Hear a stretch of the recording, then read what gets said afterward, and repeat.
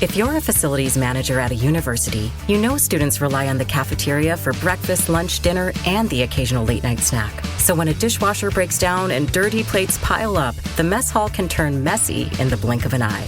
Enter Grainger.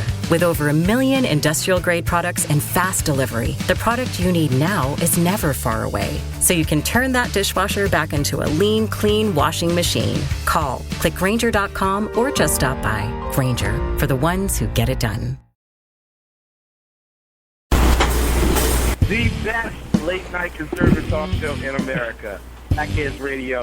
And listen, there are no people better on the air to give you the best in conservative talk than Sackhead Sean and Sackhead Clint.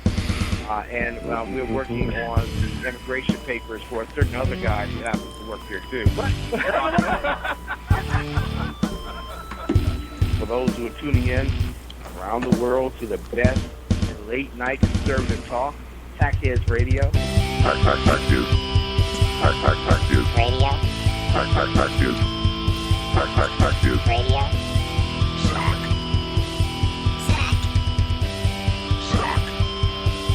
Sack.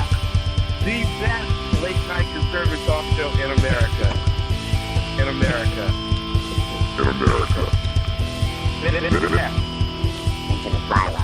And in this web was a large, I'm pretty sure it was the biggest spider I've ever seen. Why, hello. Why, hello. Welcome to another edition of Sackheads Radio Show. I'm your host, Sackhead Clint. Sitting with me in spirit. Or drinking spirits. I don't know which one it is. Drinking spirits while sitting an ocean away. It may be 2 oceans away. It may be 2 oceans. Is my friend and co-host Sackhead Sean. This is the 19th of August, 2015, the Sackheads Radio Show. Welcome. How are you, sir? I'm doing well, sir. How are you? Living the dream. Well, yeah. I don't know whose dream it is, but if I catch the bastard, they're in trouble. Nightmares are dreams. It's just a very positive thing to say. You could be having a horrible day, and you can say, I'm living the dream, and just be having a complete nightmare day, and you're still being positive. And if there's one thing we are on this show, it's positive all the time. Right, I'm positive our country is going to hell in a handbasket.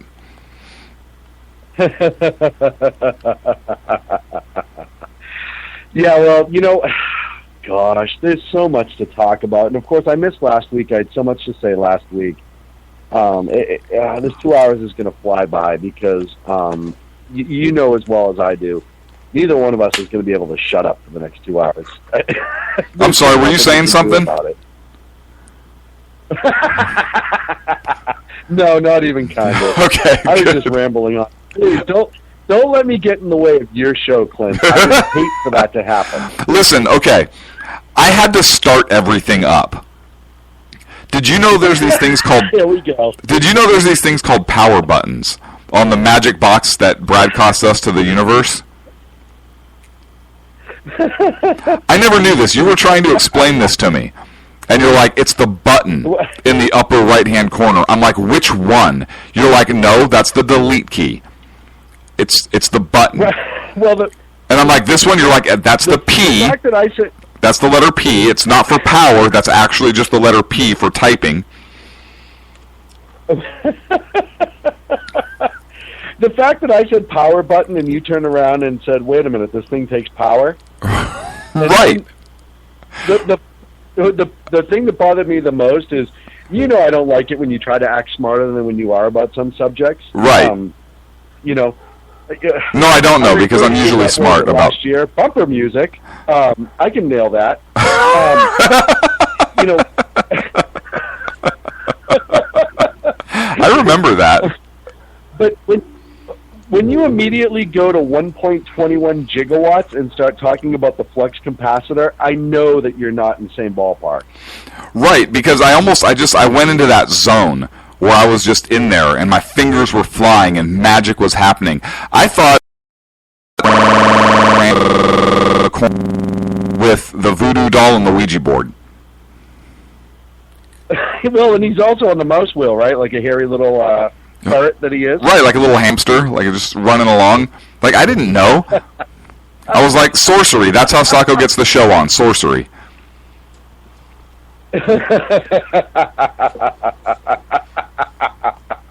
He does. Well, with all that hair, he has to have some sort of redeeming quality, and it happens to be magic. Well, and that's how I thought he got so hairy. I've never seen a human being like that. So everything made sense.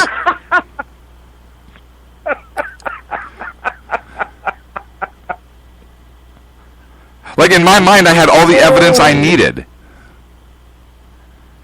Exactly. And the best part was when you said, okay, power up the soundboard. And I'm looking at this soundboard, and there are like 1.7 billion buttons on this thing. And so I spent about 20 minutes looking at each one, and I'm like, yeah, I don't see a power button. You said, okay, look on the back. Right. And I said, oh. And here's the best part. You asked my back? Right. Right. Because that's a difficult way to turn me on, I'm not going to lie. But we were talking about the soundboard. Oh, man. But we were somehow able to power through it. And you, my friend, once again impressed me because for a guy who I literally had to show how to make a phone call on his cell phone, you were able to get it together. Well, it's a jitterbug. I don't know how these things work.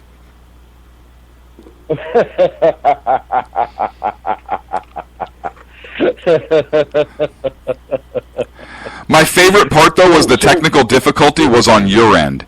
And I was sitting back just going, yes. It's almost like when you want somebody to fail, but you can't say that you want them to fail. Right, because we got a show starting in 30 seconds. And hope for their demise. Right. I was like, this is great. I actually nailed my end of it, and I'm watching Sean struggle. Right. It's kind of like us with Hillary's campaign, right? We're just sitting there secretly hoping and publicly hoping it implodes. But secretly, we hope not only does it implode, but she's going to go to jail first. Right, or prison. Whichever one works, right? I don't know which one it is. Prison. It's prison. Oh, man. So, other than that, how was your week, sir? It was the last... Okay, so it was a rough week. The Oakland A's had a 7-game losing streak on the road. It was a rough week, I'm not going to lie. And then they came back home, and they were faced... If you're a maintenance supervisor for a commercial property, you've had to deal with everything from leaky faucets to flickering light bulbs. But nothing's worse than that ancient boiler that's lived in the building since the day it was built, 50 years ago. It's enough to make anyone lose their cool. That's where Grainger comes in. With industrial-grade products and dependable fast delivery, Grainger can help with any challenge. From worn-out components to everyday necessities. Call, click Grainger.com, or just stop by. Grainger, for the ones who get it done. Hello, my name is Jorge Gaviria, and I'm the founder of Macienda. We partner with farmers in Mexico to bring heirloom corn products to every kitchen. With my Spark Cash Plus card from Capital One, I earn unlimited 2% cash back on every purchase. And it has no preset spending limit, which means my purchasing power adapts to my business needs. My Spark card helps me fulfill my mission of bringing masa to the masses. Capital One, what's in your wallet? Terms and conditions apply. Find out more at CapitalOne.com/SparkCashPlus. Last night, the number one pitcher in baseball. I think he has like the lowest Kershaw. He has the lowest ERA, I think, in like history, damn near. And they won. They went down 4-1 in the 8th, and I was like, yep, it's over. And then they came back, and then they won in extra innings.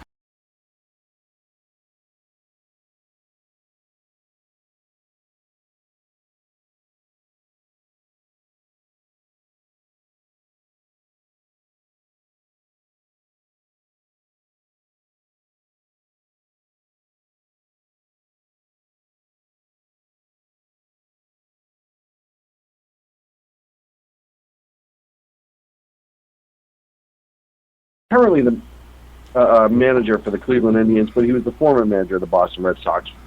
Won 2 championships with them. And Terry Francona and his old friend John Farrell Terry was able to be in town in time for him to join him with for his cancer treatment, for his first round of chemo and all that stuff. So, through all of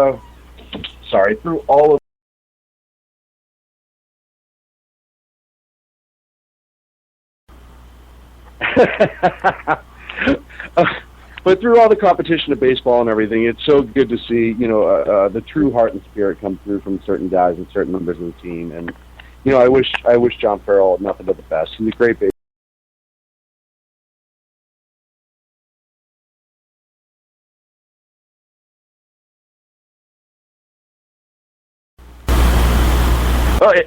The diagnosis is supposed to be very good.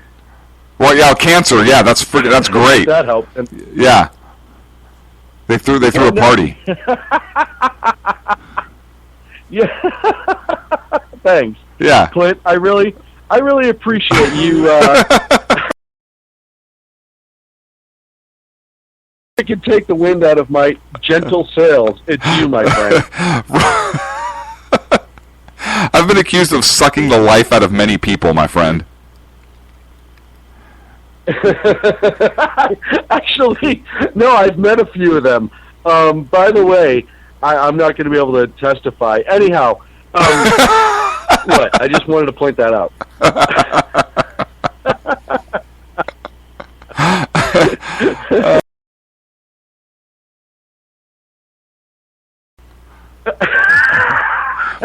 They should have had me in charge of the server, because I would have been believable. I'm like, this thing does what? Like, if I said, oh yeah, wiped it with what, like a rag, like, people would have believed me. They're like, oh yeah, that's Clint. He probably means that.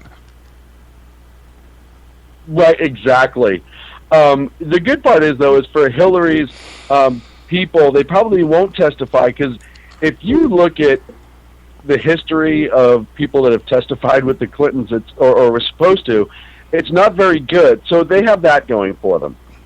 Well, the Clintons do, not the people that may testify. Well, it's all tomato, perspective matters. Right. Hey, so I have a question for you.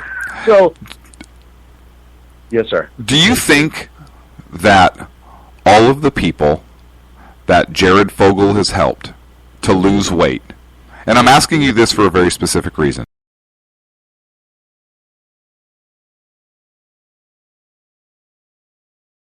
character witnesses because he was such an inspiration to them to stuff their faces with Subway sandwiches, since he's probably going to be going to prison? Yeah. You know what? Do not pass go, do not collect. I don't care what a person's done for you. When you do what Jared Fogle has done, and it's now confirmed, right? Well, I don't think he's pled yet, but he's supposed to. Anybody in so I think it's still alleged. Right. No, I heard he signed the deal, and it's going to be up to 12 years in prison, a couple other things. Either way,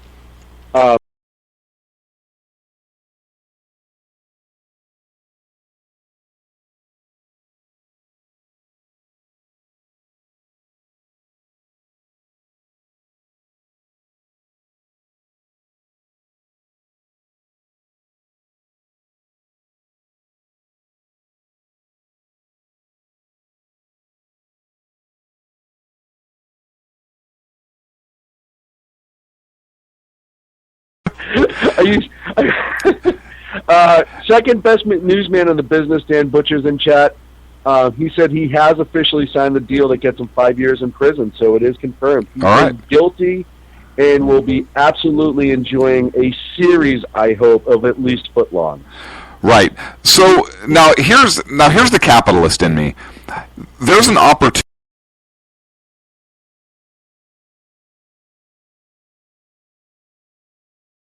Contracts and go into the prison system to sell their wares for cigarettes.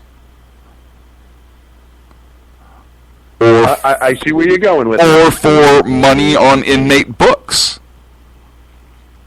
There's a celebrity going in there, right?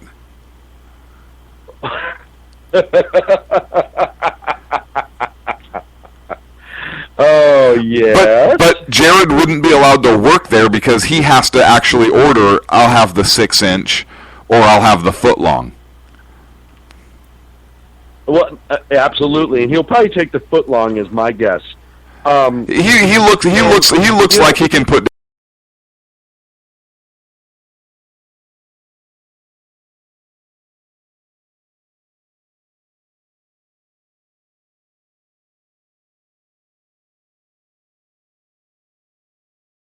Jared is up until Subway found him, and he was nothing but living in Mom's basement as this fat little geek.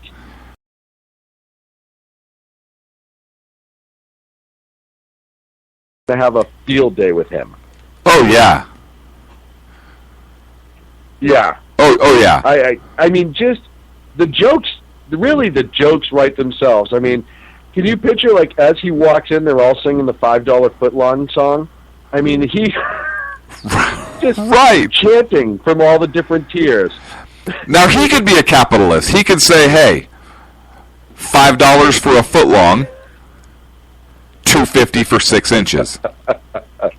Like, he could make money in there. Joe Montana here. In my football days, I knew the importance of a strong defense. Now I'm sharing how you can help defend your health against pneumococcal pneumonia and invasive pneumococcal disease. Are you 50 or older like me? The CDC now recommends vaccination against pneumococcal disease. Even if you're healthy, your age puts you at increased risk and over 6 times greater risk of hospitalization with pneumococcal pneumonia than adults under 50. Schedule your appointment today at vaxassist.com. Sponsored by Pfizer. Oh, yes. Unfortunately, he goes to a place of socialism now, so...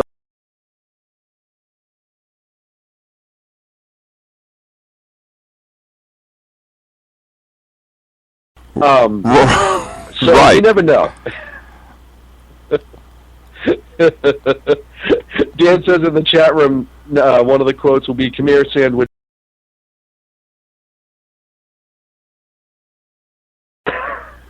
So is he saying that they're going to have a sandwich with Jared?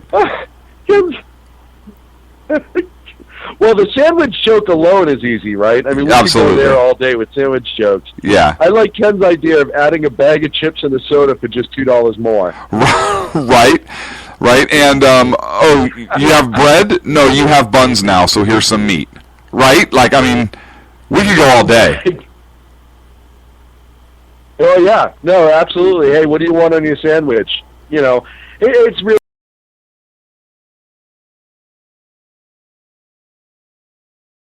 hope he has a miserable 5 years in jail and then a miserable life afterwards. Double meat, Ken says. I'm sure that'll happen.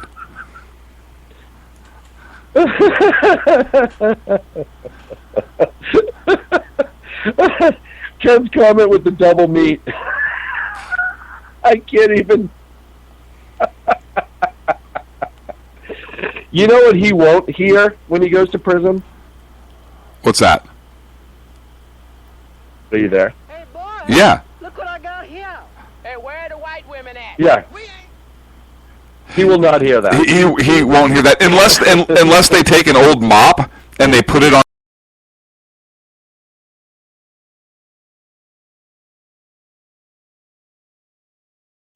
Like a weave. So he might hear that. Man. And that, you know, I'm so glad here we are. You forget it. I'll just move on. No, please, go on. As much as I would love to sit here and think new and exciting ways that Jared Fogel's life is going to be miserable here on the Sackheads radio show, we cover some other things, don't we? No, this is news, and this is what we do. I actually do have a story. I have a story. You know what? No. Go on, because the jokes just keep lining up in my head.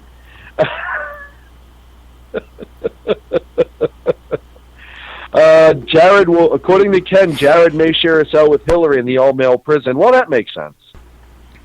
That's interesting. And she would give him meat too.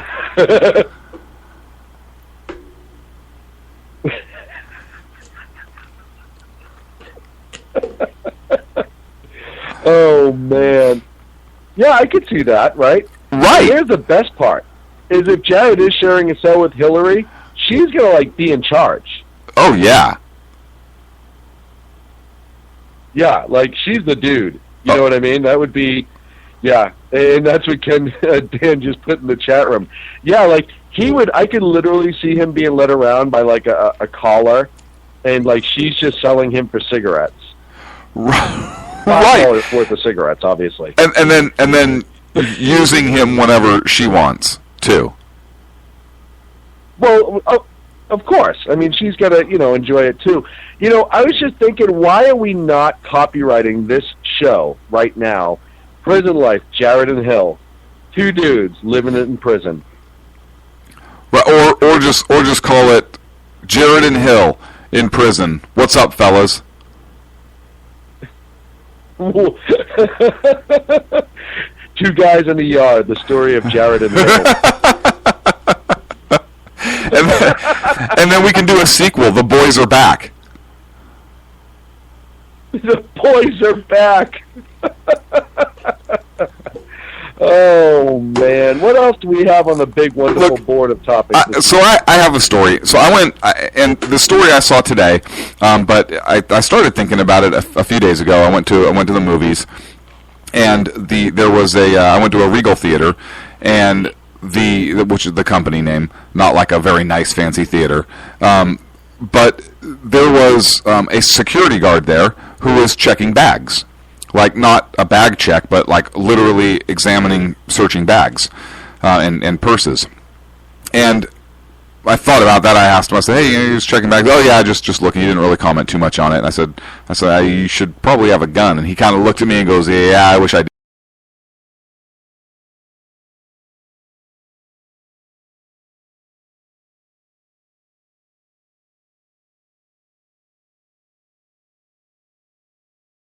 That they were doing, because of in response to the shootings, if it was something they were doing because maybe they had a threat at the theater, or maybe law enforcement gave them some information that there may be trouble, at a certain movie or whatever.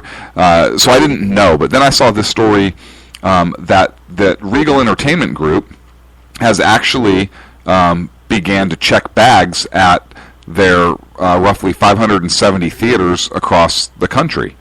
And the reason they're doing it, and this troubled me even more that the security guard was unarmed, but the reason they're doing it is because of all of the shootings, the recent shootings at movie theaters.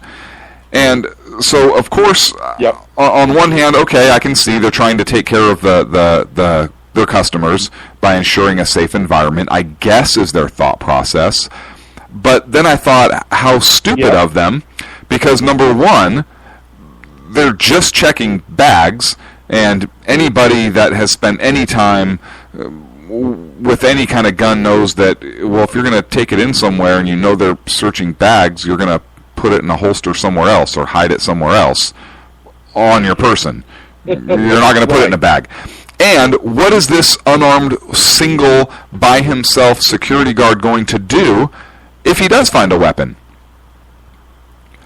Is he going to say, pardon me, citizen, will you please leave this fine establishment? Well, first and foremost, I understand Regal Theater's approach. I understand the fact that they want to ensure safety. They need...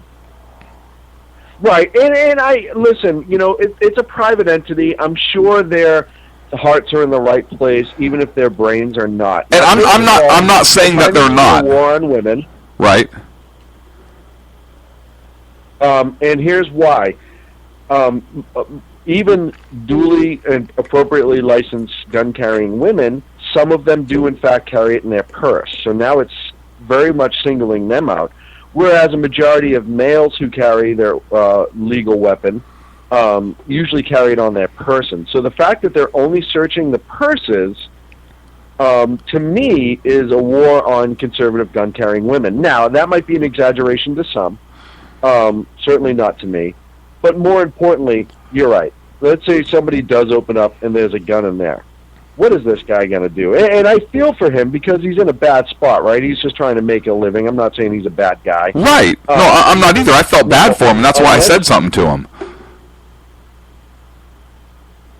Well, unless he's like a Krav Maga master or, I don't know, maybe he has the Force or something. I mean, right? I don't know this guy from Adam.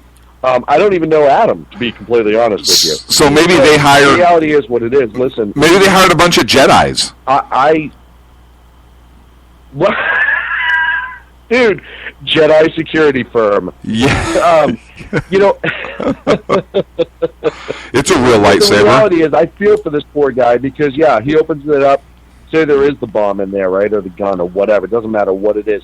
He has absolutely no way to respond other than to maybe grab the bag and yank it away. But even then, the fight is on. And like you said, most people who know they're going to be searching the bags, it's not going to be in the bag. And listen, Regal is a private entity, right? They can do whatever they want. If you're going to go in and you're going to be a customer of them, they have that ability to say, hey, you go through a metal detector, and just like you going into a concert,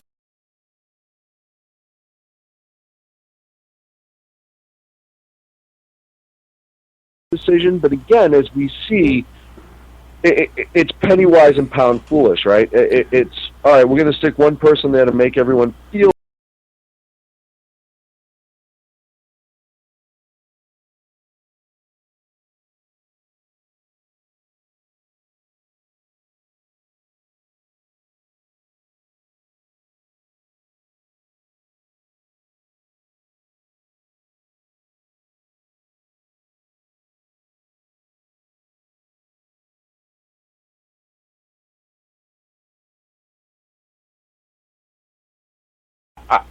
It's what's the best way we can protect our customers. Okay, it's having an armed response. Let's say even if you just want two individuals there with firearms, security or law enforcement, either one, but let's say security, private company, because they do have armed private security companies, and the training is for some of the companies is pretty good. Other companies maybe not so much. Let's do our research. Let's get a good company who's well insured, that their people are trained. We can verify their training records, and we have an armed response on site to mitigate any problem or any potential threats. And let's do a magnetometer. But if not because of cost, let's just have the force there in place, because that in and of itself can be a deterrent. And we know that from reading lots of the journals and so forth of people that commit these types of crimes. Like I think it was the Santa Barbara killer, when his journal was posted, went online, you could find it, you probably still can. He talked about wanting to commit a crime and commit the shootings in this one particular area, but didn't because there was armed law enforcement that frequented that particular area. So... And then you have a group there, a force there that can respond with the appropriate force for that situation and truly protect moviegoers. Whereas the way they're doing it now, they have somebody there, person there, somebody gets scared they're going to get found out, they're either going to leave, which, fine, crisis averted in terms of how the movie company is, but what if not? That person is going to, that security guard, that guy or gal who's just trying to make a living, is going to be the first one taken out. And then you still have nobody there to respond. And if that security guard is not the first person taken out because somebody was smart enough not to put the gun in a purse or a backpack or whatever it is they're searching, puts it on their person, you still don't have anybody there who's capable of responding to protect your customers. So it's a farce. And you know what? It's half-assed. And that's all it is. And you see it, and I know we're running quickly out of the segment, but you see it a lot in a lot of private firms where they have, it's the show, right? It's all about the image. Oh, there's a person in the uniform there, so everything must be fine. But the problem is all that's doing is appeasing the average person versus somebody who has ill intent to hurt somebody. Yeah, it's not a meaningful change or a meaningful policy. It may have a slight deterrent effect, but for somebody who's truly bent on violence, it's not. You still have a non-starter there. You're doing nothing for what it is you're trying to accomplish. Now, if your goal is just to provide a visual deterrent, a minimal visual deterrent, and that's your stated goal, well then fine, come out and say that. But don't say it's really, security issues have become a daily part of our lives in America, which is what the website says. Well, if that's truly the case, right, well then do something meaningful about it. And I know we're up against a break right now. When we come back, we're going to get into our Clinton block, your favorite subject. And, and it's not going to have anything to do with Jared's relationship with Hillary or a TV show. We'll be back here on the Sackheads Radio Show live from the SHR Media Network. Conservative media done right.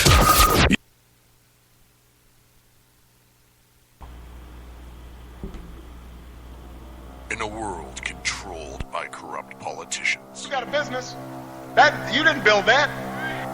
A team of ordinary men emerge from the ashes to give voice to the voiceless and hope to the hopeless. Sackhead Sean. Dude, I'm not saying cow for the stupid pro. Sackhead Clint. All good friends of ours usually show up drunk. Also starring Sacco as the producer. I'm a little bit drunk, 'cause I'm drinking. They are the Sackheads Radio Show. Every Wednesday at 8 p.m. Pacific on shrmedia.com.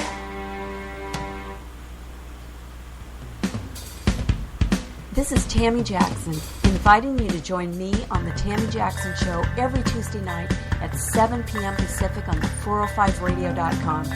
Put down that remote and tune into the show that covers politics, guns and the Second Amendment, religious liberties, sanctity of life, the military, and more. I host newsworthy guests and work hard to be a conservative radio show that's not like all the others. So save Tuesday nights at 7 p.m. Pacific for me, Tammy Jackson, on the 405media.com. Who listens to the Andrea Kaye Show? Let's find out as we eavesdrop on listener Roger Johnson in Encinitas. You know, if our policy is going to be bring any child who comes across the border, we have to take them in. Okay, so apparently Roger fell asleep in the middle of my brilliant political tirade, and now he plans to sue me because I put him on the air, sleeping. Obviously, he's a liberal. Snoring, not an option while listening to The Andrea Kaye Show, Tuesday mornings at 11 on Financial News and Talk. You know I'm right. Y'all know I'm right. Hello, I'm Matt, a student at Hillsdale College. Here is Hillsdale President Larry Arnn on the continuing relevance of the Constitution. Many argue today that the Constitution is outdated because it addresses problems peculiar to the 18th century. Some parts of the Constitution do read rather quaintly. In Article 1, Section 9 of the Constitution. But is that so outdated? The purpose of the injunction is to prevent the government granting special privileges to some for partisan reasons. This strikes at the heart of the rule of law.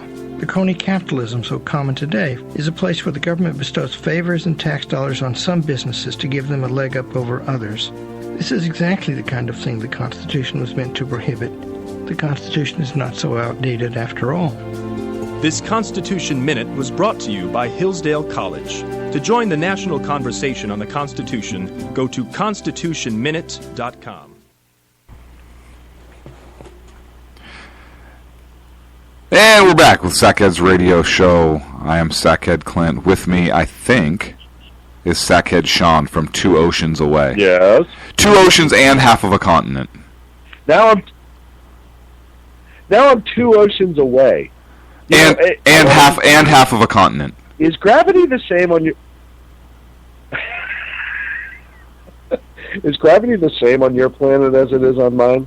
No. So interesting. Is gravity a force, or is it a depression in some sort of matter? For example, if you take a bowling ball and set it on a bed, and you put a marble along that depression, that bed would be something that like a matter, right? Some form of matter, and the bowling ball would be an object that's there, and if you put a marble anywhere on that depression, it will roll towards the bowling ball, not because of necessarily a force of gravity, but because of a warping of that particular matter.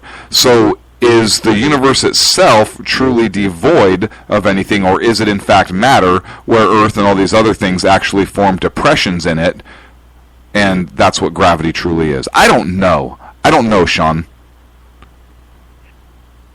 So Hillary Clinton has some issues. What the hell are you talking about? Look, I read that somewhere once a long time ago. I have no idea where that surfaced from.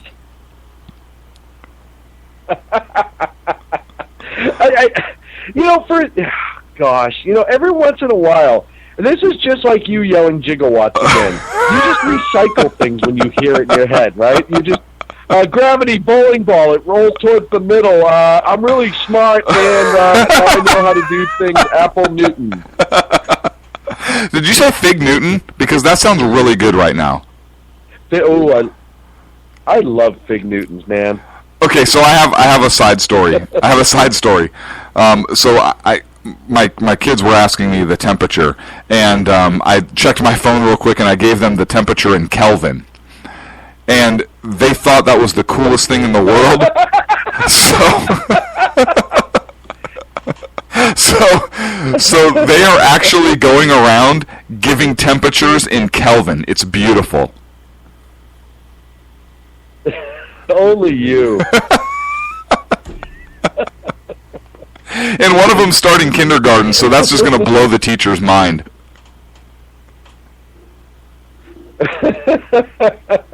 Wait. See, now you have to go to Kelvin. Now, Mary wants to ask, no, I think Jared might be in Kelvin. I'm not in Kelvin. I don't know. I guess maybe I misunderstood the question. I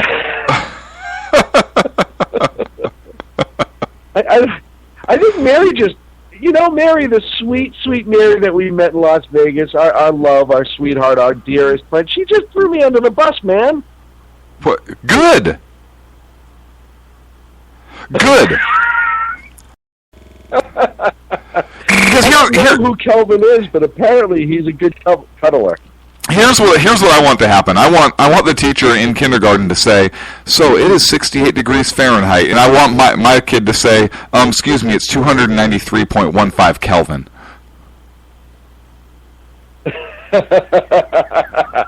Is that too much to ask? Yeah, because if there's one thing your children need is to draw more attention to themselves. Right! That's my point. Thank you, Sean, for finally seeing something my way.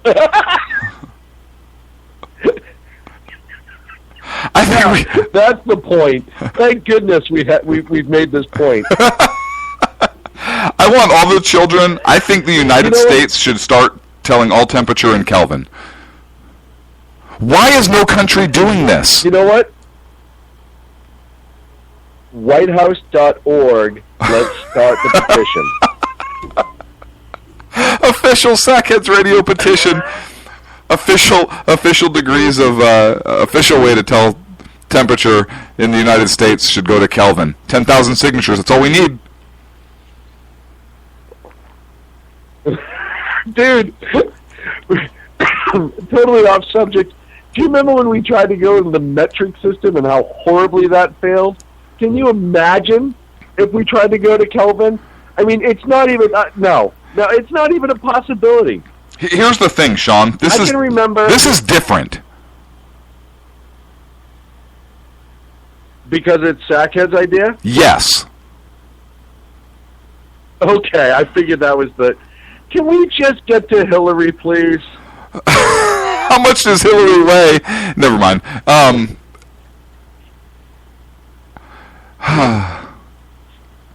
Did you hear she's going to testify in October? Yes. Okay, good block. Now, let's talk about Kelvin again. Let's go back to Kelvin. Yeah. No, so Hillary scheduled, I think, mid-October. October 22nd. Testify.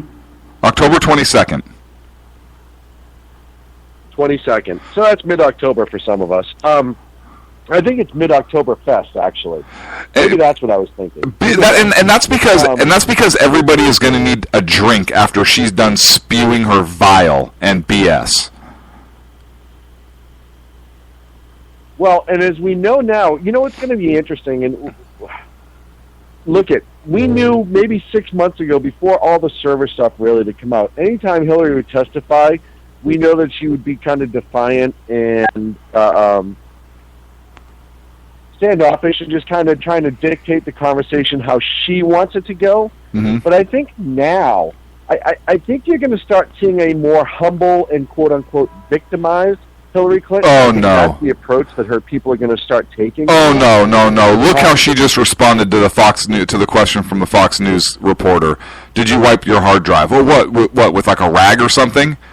No, she's not going to be more humble. Well, she's too pompous and arrogant and has too much self-importance for that, I think. Her people may want her to go that way. I think that... Right. Well, and here's the thing. They know that this is kind of her last hurrah, right? If she doesn't get through this quagmire that's coming up that she self-created, and I'm glad she's in it, but if she doesn't get through this quagmire of October, then she's done. I mean, done. And I don't mean just done for this election. Like, she may be done and going to prison soon. She may be. And I think... This really sucks not having you in studio. I know, sorry. Because I think the different time zones, and I don't know which one you're in exactly because it's unclear from the GPS exactly where you are in Antarctica.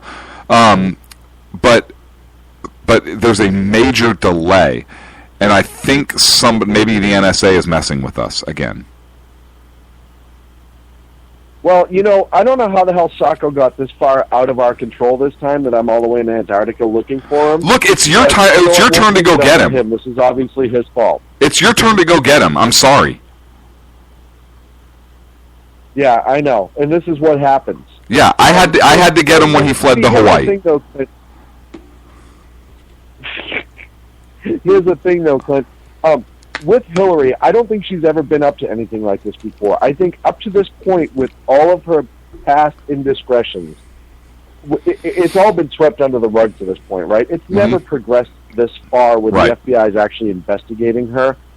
And I think that's going to put a scare into her. And I think that you're going to see her change from this pit bull that she's been and just throwing out her venom and her vitriol as much as she possibly can, to all of a sudden she's going to take a little bit of that grandmother role, right? Oh, well, they're setting me up for this, and this is just, you know, a Republican attack because of the election, and I would never do anything whatsoever. And if you just look, all they're doing is browbeating me, and all I want to do is be a good leader for this country, blah, blah, blah, blah, blah. You know, I don't think so, because I think the Clintons have potentially gotten away with so much for so long that she thinks that she's going to get away with something again. I mean, you already look at the double standard and how this investigation is being conducted versus other individuals who have gone to prison or faced prosecution for, really, in my opinion, are lesser offenses. Considering everything that it seems that she has potentially had a hand in or been up to or had knowledge of. Now, I really like Trey Gowdy because Clinton seems to be saying that she's going to testify only one day and that's it.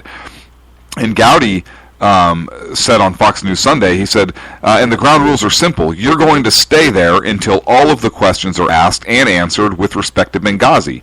If she's going to insist that she's only coming once, I'm going to insist that once be fully constructed, which means she's going to be there for a while. And rightfully so. Absolutely, right? Absolutely. So he's basically saying, hey, listen, if you're going to tell us that you're just going to come in one time, pack a lunch, sweethearts. It's going to be a long day. Pack a lunch, toots. Well, and it's going to be a long, long week, too. Yeah. Now, can they hold her, and I'm not 100% sure about this, but say she walks out after the first day and they order her back for a second day, can they hold her in contempt? Yeah, I don't know. Can they order her back without a subpoena? Well, and that's the thing. Because she's agreeing to come in to testify.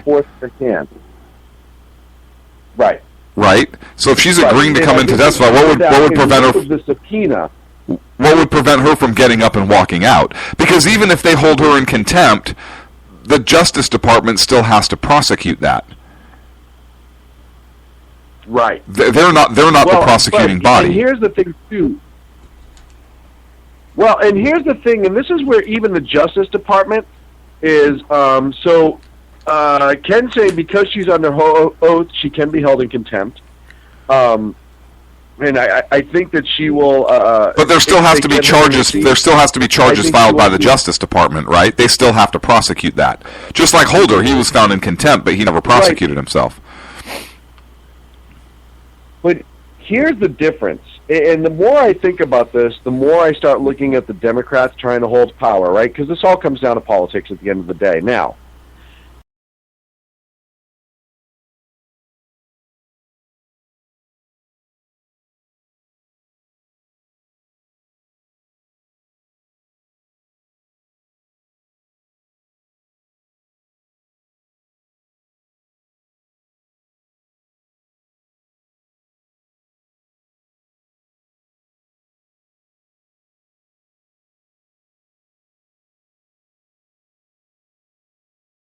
they'll do to Sanders too, but right now Hillary's the bigger problem.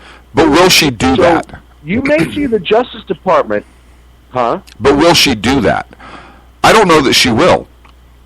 I think she's got a little bit of that Trump ego. You may see where she would be like, "Yeah, I don't know if I'm not going to split the vote."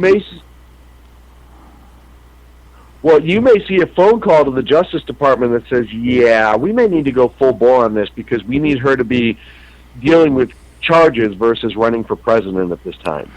How great would it be? The thing about her server, right? Yeah. Huh? I was going to say, how great would it? The thing about her server is pretty simple. Everything that the FBI is going to be, and this is where they're kind of held in a rock and a hard place. Everything that they discover on her server, even though the information itself may be redacted, as in other words, if it was classified, the classified information may be redacted. But the fact that they find classified documents on her server will be obtainable through the Freedom of Information Act, just the fact that they were there, not necessarily the content. So it's also going to put them in a bad place where they kind of have to, if it's proven, they will have to go forth and prosecute. And I think once everybody knows that's coming, because if they don't, people will go insane, and they know that. So, but you know as well as I do. You know as well as I do that server's been wiped, and you also know that the public doesn't go crazy over this stuff because the public doesn't pay attention. Now, granted, more and more people I think are starting to pay attention, but how, after everything, is she still the front runner? And that's why I say that. How great would it be if Trump didn't get the nomination, and so he ran and split the Republican vote, and then Hillary didn't get the nomination, and she ran and split the Democrat vote, so you really had a four-way race. Well, and here's the other thing, too, and Jersey Joe brought this up in the chat room a second ago. You may see Elizabeth Warren pressed into action. Now, here's the problem with Elizabeth Warren. So, just one problem? I think Hillary's going to have the staying power. I think Hillary's going to be forced to drop out. I think that's going to put Joe as the front runner. If they throw Warren into the mix, you have one socialist in Warren versus Sanders, who's another socialist, and then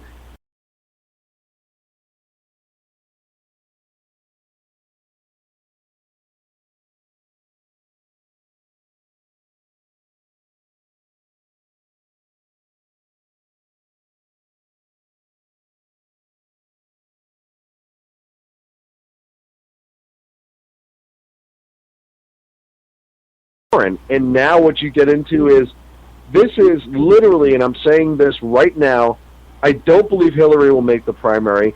I don't believe that Joe's going to pull the numbers he needs to pull. And this is the GOP's race to lose right now.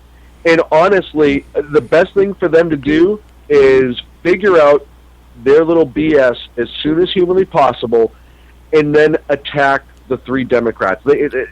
it's theirs to lose. It's in their pocket. Look, I agree with you 100% that it is the GOP's to lose. However, Trump can absolutely screw that up if he doesn't get the nomination and if he runs third party. I don't even think then it'll matter. I really don't. I don't think that. I think it'll absolutely matter. I think it'll split even more. And listen, I honestly believe that the Democrats are so sick of Hillary Clinton, and I think absolutely that the Democrats want to get away from Hillary Clinton. She's going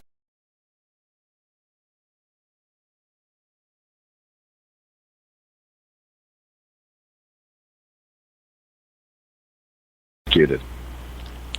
Did you say prosecuted or tooted? Prostituted or prosecuted? I didn't. I can't hear you being two oceans and a continent away. No. You're going to see Jared prostituted by Hillary. Okay, got it. So you said earlier about the secret emails, and there were two emails at least on her private server that an auditor deemed to be quote unquote top secret, and this included there was discussion of U.S. drone operations and some other conversation that could point directly to classified material, and her group has come out and said, well, she's never sent or received anything that was classified at the time. And there was a report floating around out there that it was possible that a staffer stripped the classifications off of some of the emails at some point. And look, I think there's no doubt that classified information went through that server. How could it not? And I know there have been reports that there are approximately 300 right now potential emails that have potentially classified or secret information contained within them. So I don't think there's and all you need is one confirmed, right, to have a violation of law. Right.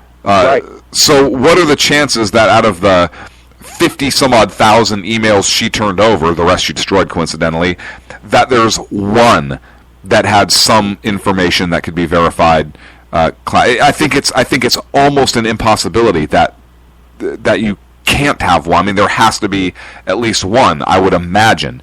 And once you have one, you have criminal act, and it'll be interesting to see, number one, if that comes out, and number two, if they actually prosecute her on it. But her whole demeanor in this thing, and I know you talked about she could go back to that whole grandmotherly role and everything else, but her whole and then you have her attorney with the thumb drives too, and he wasn't cleared to have that information.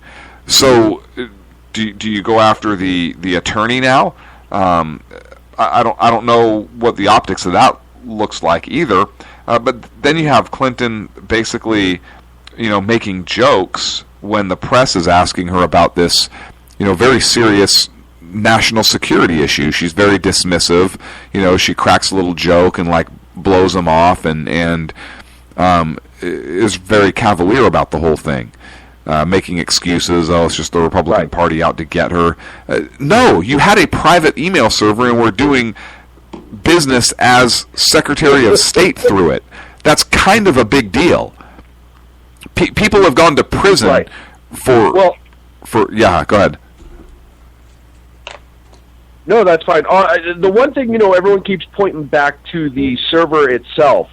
All you really need, and I had a friend on a long time ago tell me this, but all you truly need is to prove that one email was sent to that server by a government email who is using her email address, or proof that she was forwarding emails from her government account to that server for quote-unquote simplicity. And we all know why she did it, so she can control what was on there. But all you need is to prove that it was sent. So she can wipe her server all she wants, but it's the Department of State servers that's the ones that I really want to see. And it's a lot like the IRS investigation, right? We lost Lois Lerner's emails, but now we're starting to find out that, there's other stuff out there. same thing with this. All we have to do is prove that one classified email was sent to her from a State Department email or other government email, and you're on your way.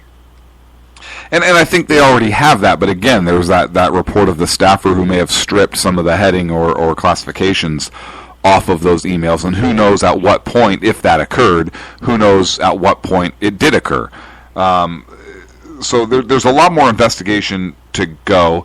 I believe that the individual FBI agents that are investigating this, I know we give the FBI a hard time on the show a lot, deservedly so, but I think that the FBI agents that are handling this investigation will probably do a very good job.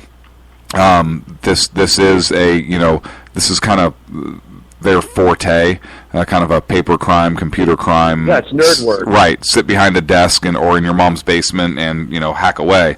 But I think the agents on this case will do a very good job.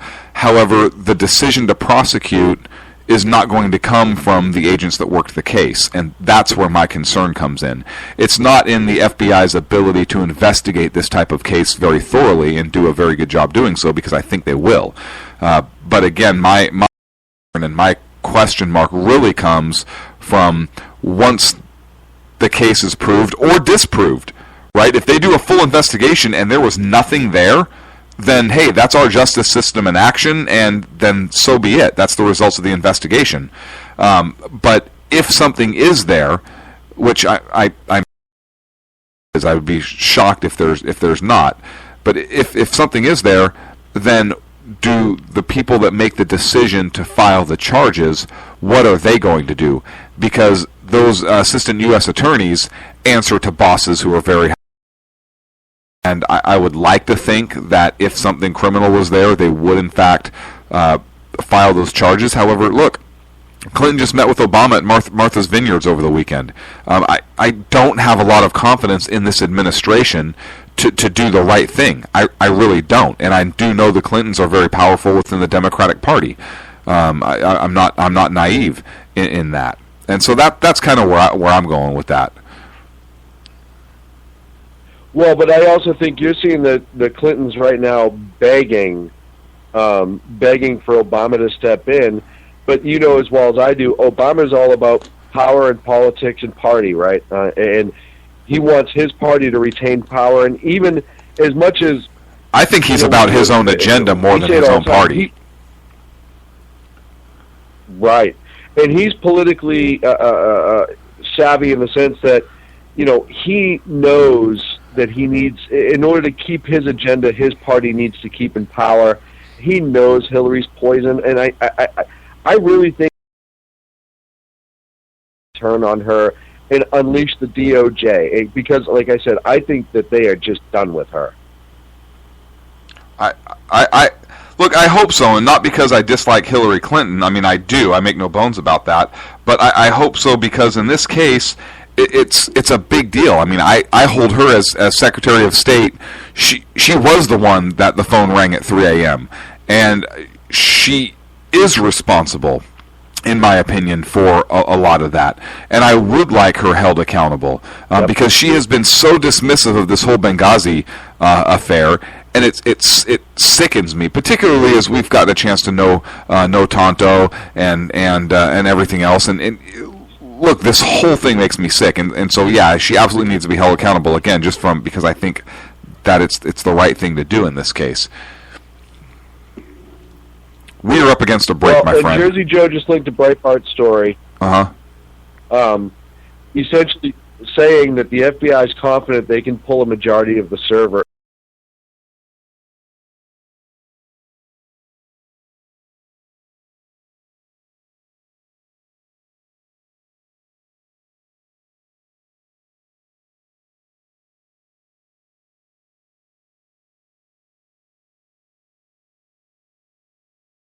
A break. When we come back, Sean is going to lead us in our immigration block on the SHR Media Network Sackage Radio Show.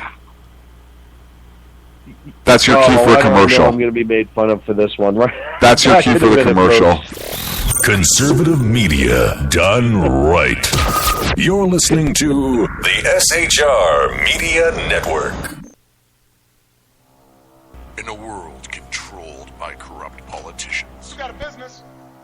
You didn't build that. A team of ordinary men emerge from the ashes to give voice to the voiceless and hope to the hopeless. Sackhead Sean.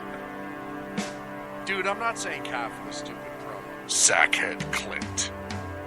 All good friends of ours usually show up drunk. Also starring Sacco as the producer. I'm a little bit drunk, 'cause I'm drinking. They are the Sackheads Radio.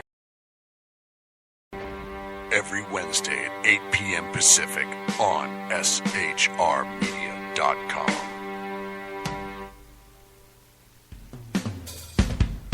This is Tammy Jackson, inviting you to join me on the Tammy Jackson Show every Tuesday night at 7 p.m. Pacific on the 405radio.com. Put down that remote and tune into the show that covers politics, guns and the Second Amendment, religious liberties, sanctity of life, the military, and more. I host newsworthy guests and work hard to be a conservative radio show that's not like all the others. So save Tuesday nights at 7 p.m. Pacific for me, Tammy Jackson, on the 405media.com. Who listens to the Andrea Kaye Show?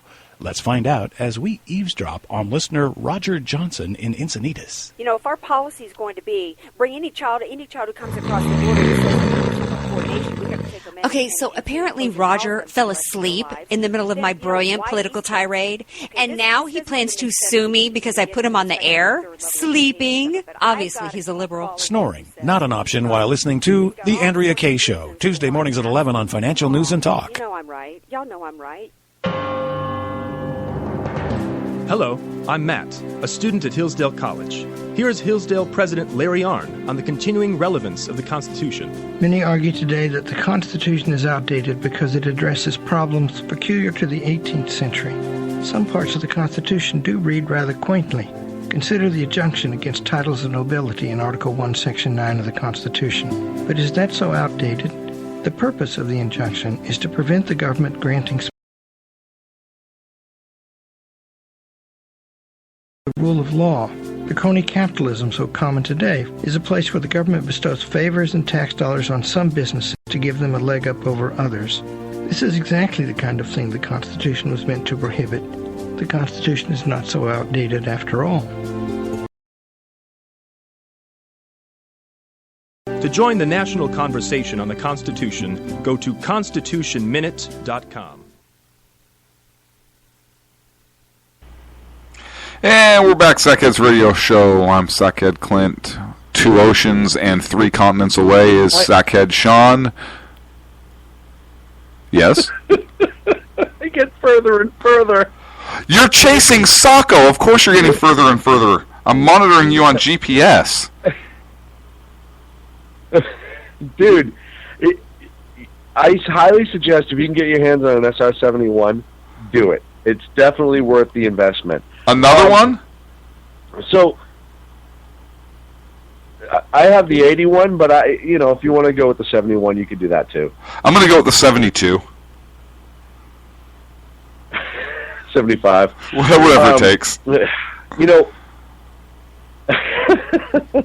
Amazingly, as Congress has done nothing.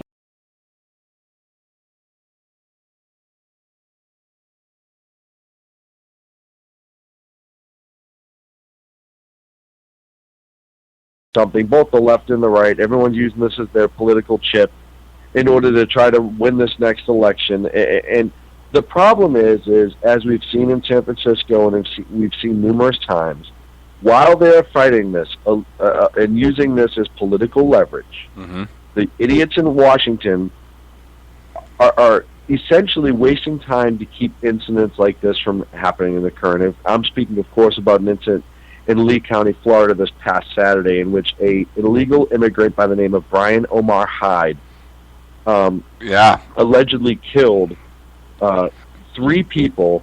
He was being held after he killed his pregnant cousin, Scarlett Pitts, a 17-year-old gal, her 19-year-old boyfriend, and his aunt. As well as his own aunt, and the mother of Starlet Pitts, Dorla Pitts, to what Police Lieutenant Matt Sands for Lee County described as all homicide scenes are normally violent, but even for us, this scene was considered almost unimaginable.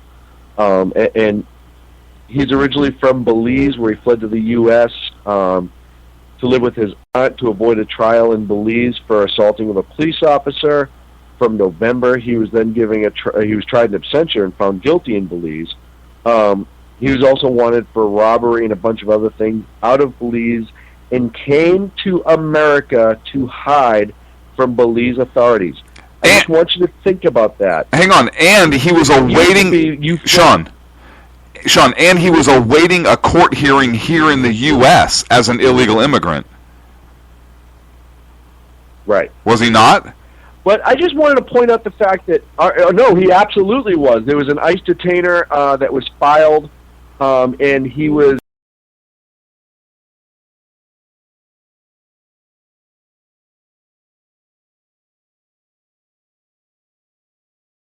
system for everybody was so strict. Now, and appropriately so, now our immigration charges, our immigration laws and procedures are so horrible that we have criminals fleeing their country and trying to hide here because of the immigration policy of this administration and this country in general. And listen, as much as I want to throw on this administration our problem with immigration, reality is it's both the left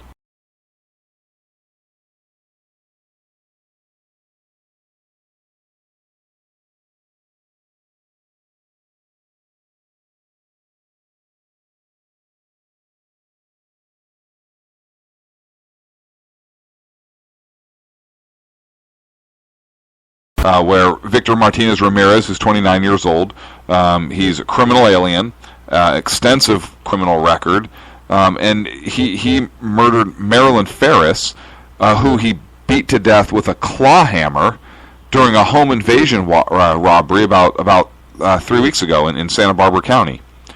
Again, this is somebody with a long criminal history, here illegally, criminal alien, and you know, I'm not happy that these stories keep happening, but I am happy that they're finally being reported, and that these criminal aliens are on the forefront of discussion nowadays.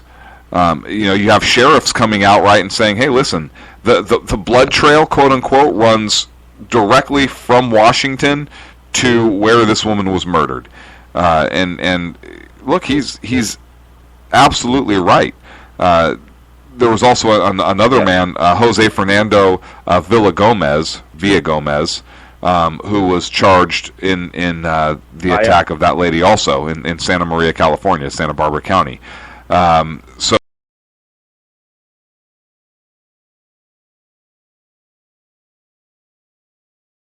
of 2014, and being in possession of methamphetamine, which, hey, California, good job. Way to make that a misdemeanor now. You guys nailed that. Nailed it. Yeah, completely. That doesn't make you violent at all. Good job. You guys nailed that.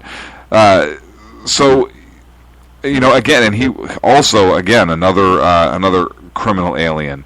Their next court date, or their court date was on August 13th. But it sickens me. And then you have the in Arizona,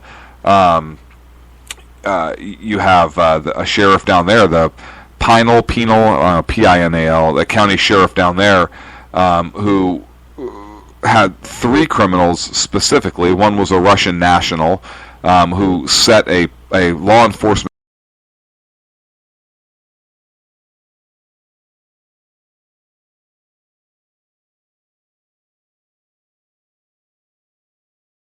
assaults and batteries over a couple different states, and Immigration and Customs Enforcement said the sheriff set all 3 of them and hundreds like them free in communities such as his, and that even the law enforcement notification system, which is designed to let authorities know of pending releases, is too little too late. It's, oh yeah, by the way, here's who's being released. Good luck with that. Yeah, thanks for the note, jackasses.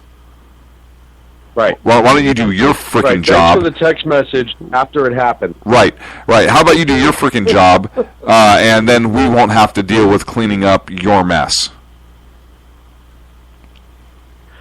Well, and again, you're starting to see, and look at it's the very California-esque way, and I say it all the time.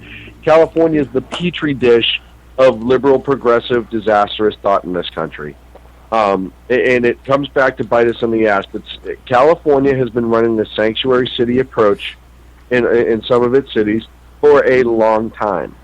And other states and cities started to jump on board. And then the federal government essentially jumped on board and followed suit. So, it's this ridiculous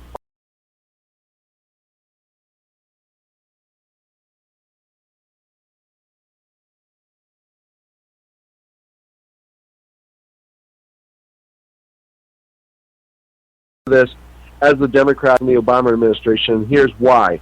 You could have forced votes. You could have fought hard.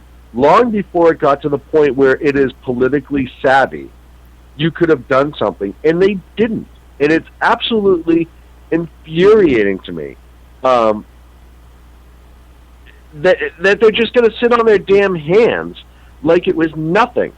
And really, I'm going to tell you right now, when we talk about Trump and Trump being so popular right now, and how there are still a lot of conservatives who are trying to figure out why, and I say to them, because topics like this matter to the average, everyday person, both on the left and on the right.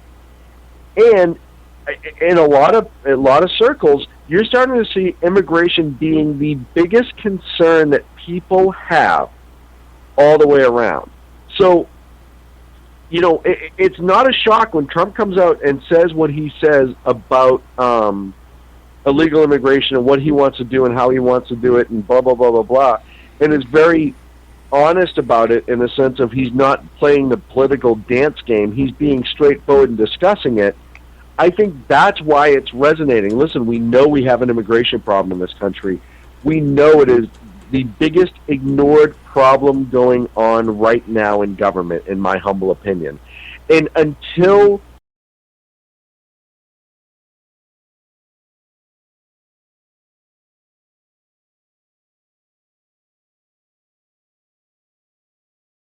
I agree.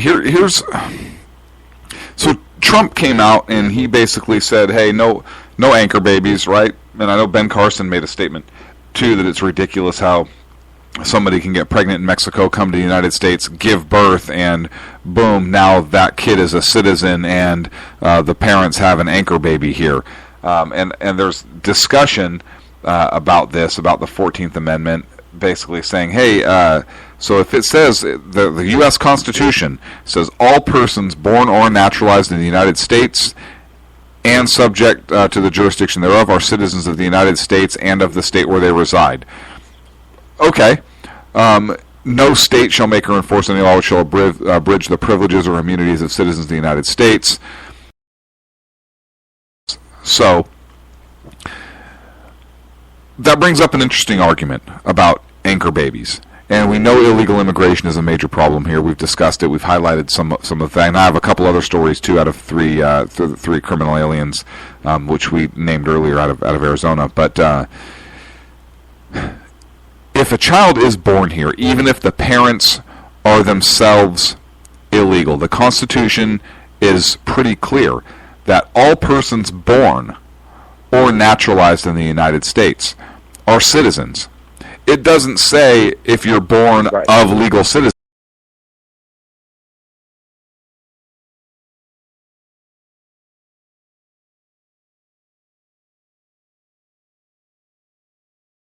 And I think we can have constitutional discussions about that, hey, if the parents violated United States law and came in and had a child which is now a citizen of the United States, the parents can choose to take that United States citizen across the border to Mexico because they have to go back home, and live there, and that child is still a citizen of the United States pursuant to our Constitution, or they can choose to give that child up for adoption, and they can still go back to Mexico or whatever country they're from that they came here from illegally, and the child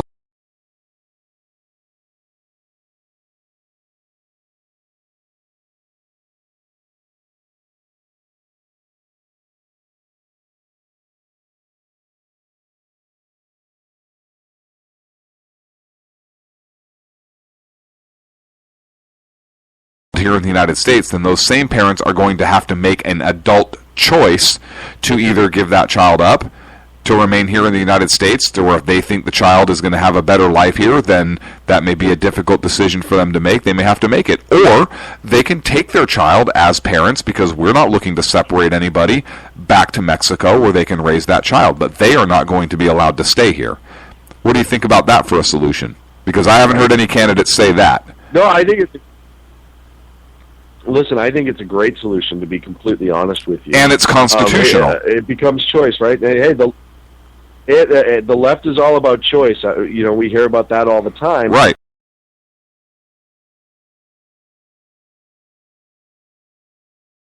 And there are plenty of people here who will adopt those children. I speak from experience. Yes. But what you're what you're doing is you are giving the option.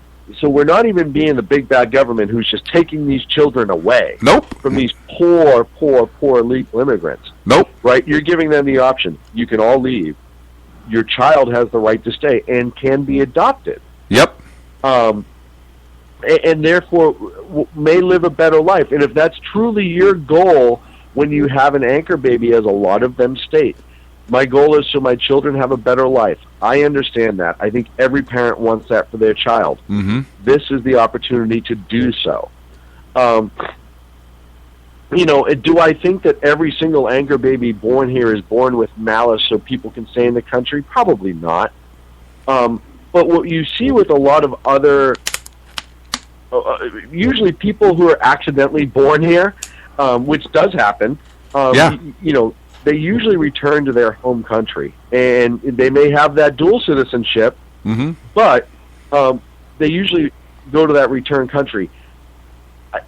I 100% agree with you, and I am still, I can't even fathom why we would do anything but that. I think it's a brilliant idea, and I think it's a way to send to the other people who think they're coming here to have that anchor baby is, hey, you know what? You can come here, you can get citizenship if you decide to leave them, but you're not saying no matter what. And that alone, once that word gets out, I think that alone will change a lot of people's perspective as they're coming here. And, I know whenever we have the illegal immigration argument, everyone automatically turns to Mexico, and you're anti-Mexican and anti-Hispanic and blah, blah, blah, blah, blah. Reality is what it is. We have a huge influx of Mexican illegals here because of geography. And because Mexico as a country sucks right now. Hey, we don't have a lot of illegal Canadians. So right? if you're here illegally from Mexico, and that's kind of the big topic of discussion because of geography, as you put it, does that mean you're a geographist instead of a racist?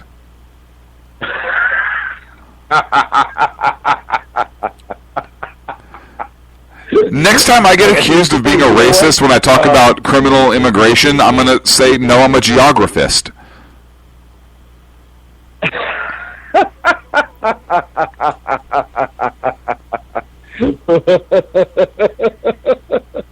Oh, well, why wouldn't you, right? Because that really sums up exactly who you are. I'm just glad for once you're being accused of being the racist, and it's not just me. Who is accusing me of being a racist? I'm clearly a geographist.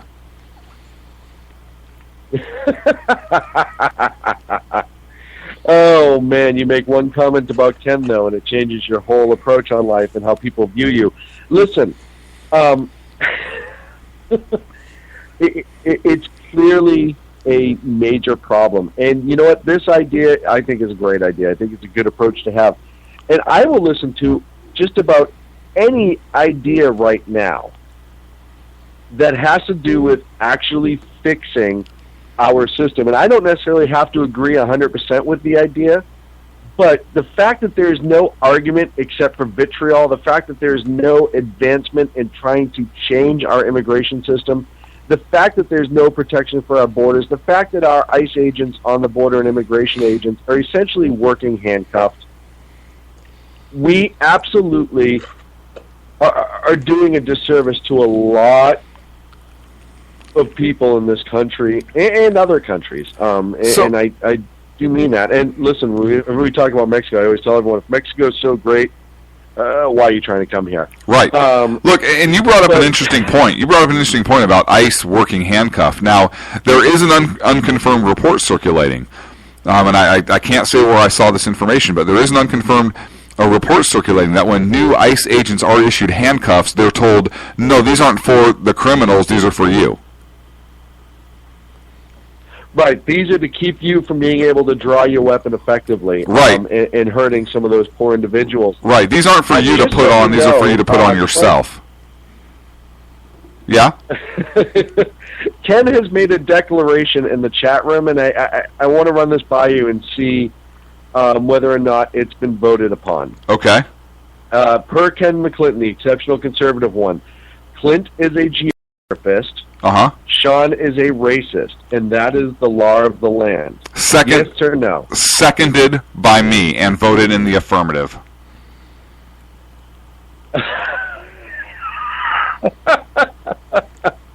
So because it's accurate. What I say, you know.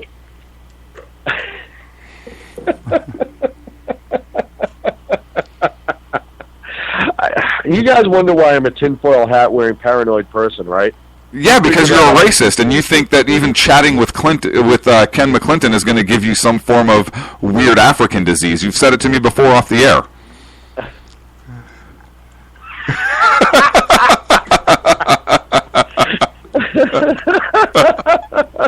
Do you remember the name of said disease? Umbufu, I think you said, but I'm not 100% sure.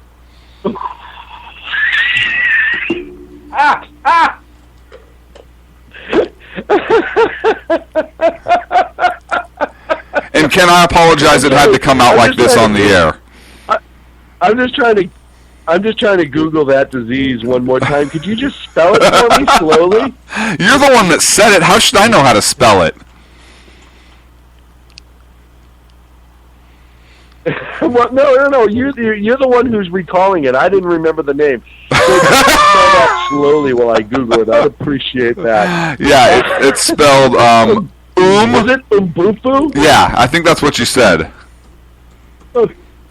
Okay. All right, good. I that's a waterborne disease. So, no.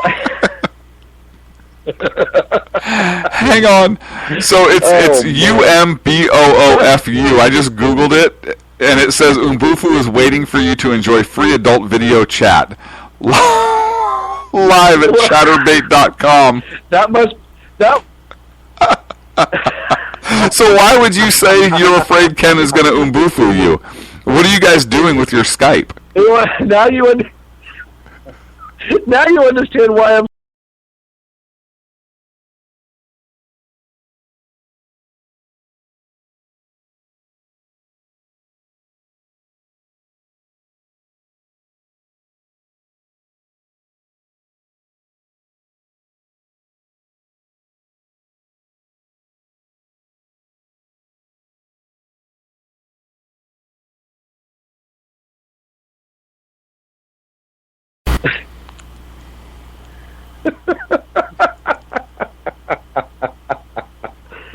Oh, so hey, listen, we both know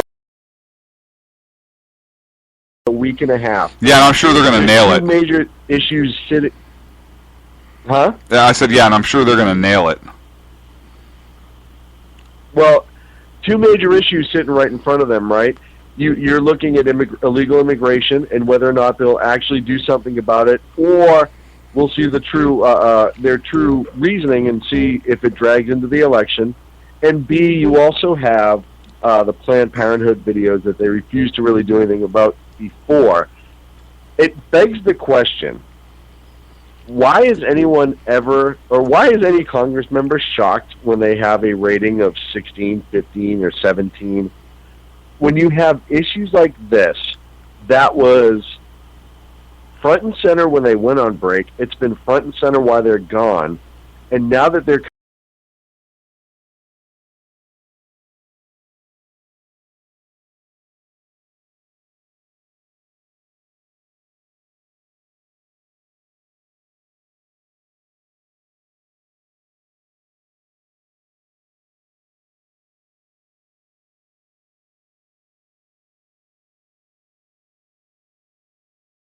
the reality is what it is. They could be out, I don't know, with like poker sticks picking up trash around Washington, D.C., right, when they're not passing stupid bills. They could do something actually productive for once. Right. Instead of just taking a month-long freaking vacation.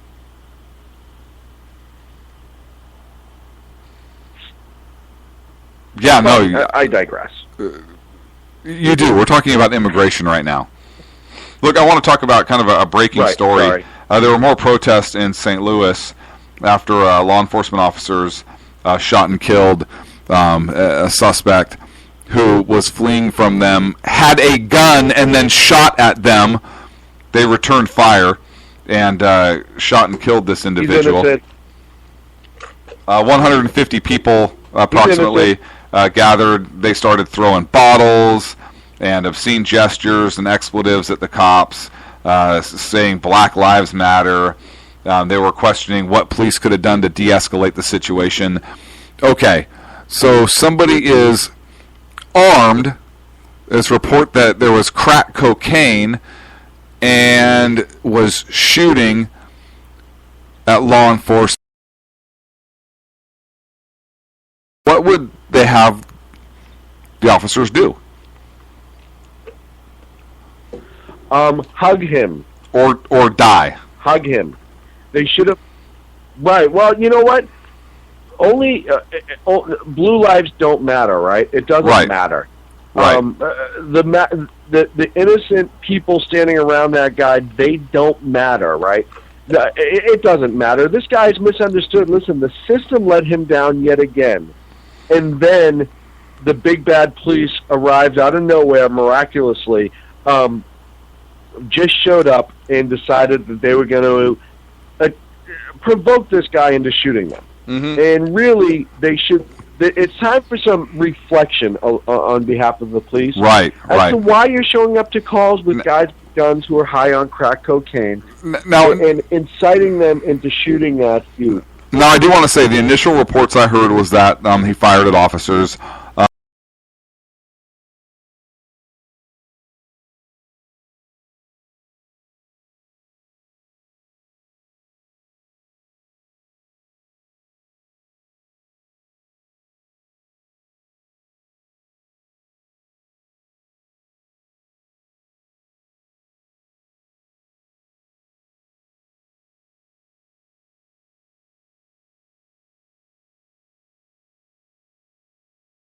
Until the second round is fired, the third round is fired.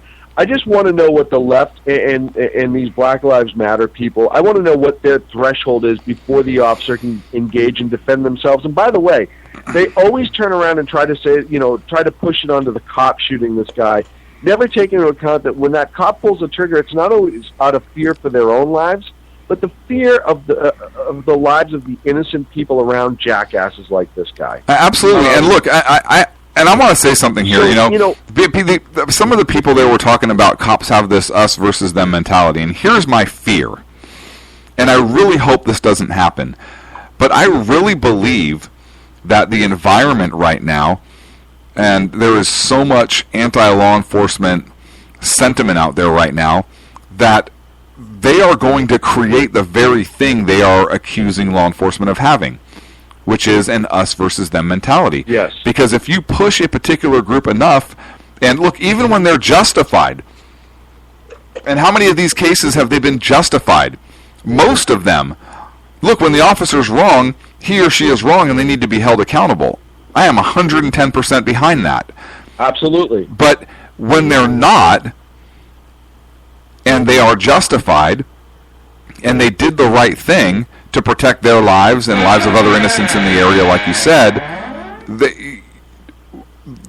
you put a group down enough, and I'm afraid that there is going to be this us versus them mentality that's going to prevail again, like it used to exist. And I really hope that's not the case, but that's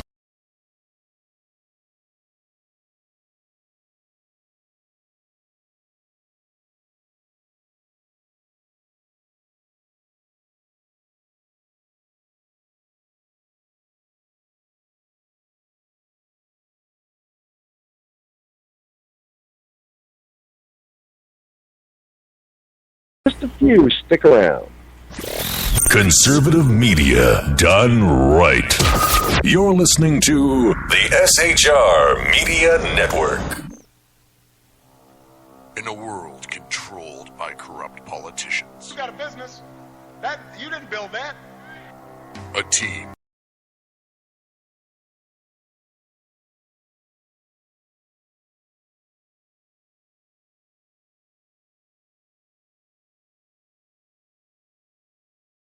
Dude, I'm not saying capitalist, stupid, bro. Sackhead Clint. All good friends of ours usually show up drunk. Also starring Sacco as the producer. I'm a little bit drunk, 'cause I'm drinking. They are the Sackheads Radio Show. Every Wednesday at 8 p.m. Pacific on shrmedia.com.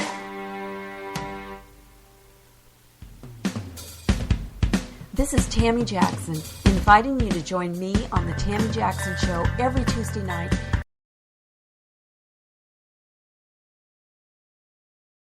Tune into the show that covers politics, guns and the Second Amendment, religious liberties, sanctity of life, the military, and more. I host newsworthy, work hard to be a conservative radio show that's not like all the others. So save Tuesday nights at 7 p.m. Pacific for me, Tammy Jackson, on the 405media.com. Who listens to the Andrea Kaye Show? Let's find out as we eavesdrop on listener Roger Johnson in Encinitas. You know, if our policy is going to be bring any child who comes across the border to coordination, we have to take them in. Okay, so apparently Roger fell asleep in the middle of my brilliant political tirade, and now he plans to sue me because I put him on the air, sleeping. Obviously, he's a liberal. Snoring, not an option while listening to The Andrea Kaye Show, Tuesday mornings at 11 on Financial News and Talk. You know I'm right. Y'all know I'm right. Hello, I'm Matt, a student at Hillsdale College.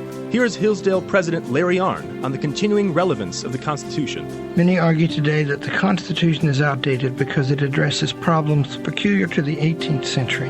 Some parts of the Constitution do read rather quaintly. Consider the injunction against titles of nobility in Article 1, Section 9 of the Constitution. But is that so outdated? The purpose of the injunction is to prevent the government granting special privileges to some for partisan reasons. This strikes at the heart of the rule of law, the crony capitalism.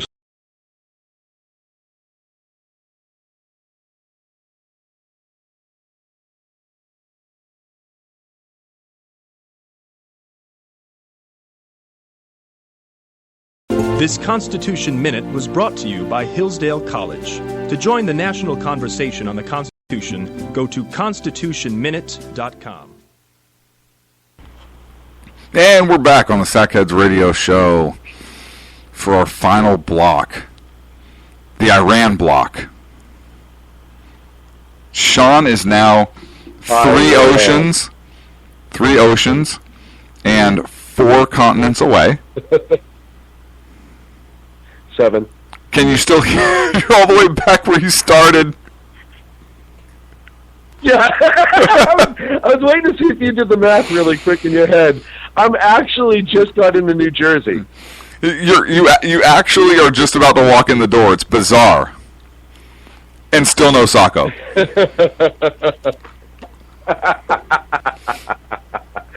Still no Sacco. You know what's funny is I was literally a block and a half away from the studio, and it was either a possum or Sacco. I don't know, but I had to turn the other way, and I'm chasing it down now to find out. All right, well, you let us know if and when you catch it.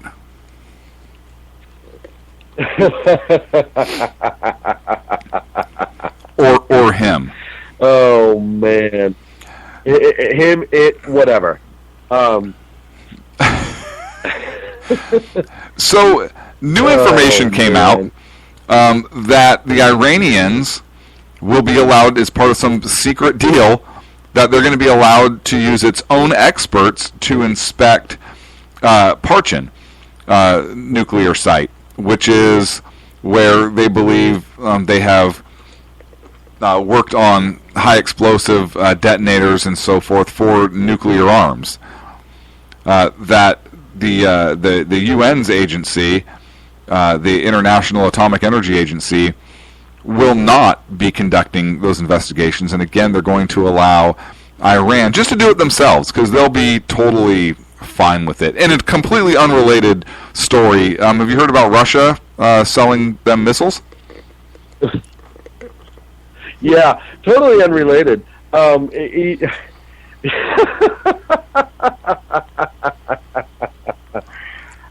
man, I'm trying to even think what this would be like. Somebody who is, what's the word I'm looking for? Somebody on parole being allowed to do their own parole checks, right? Right. So you're on parole for, say, dealing drugs. Right. And now all you have to do is get your buddy who's a quote-unquote professional to come in, or your uncle or your cousin or whatever, and search your room and then notify the parole company or the parole agency that you are, in fact, not in violation because we didn't find anything.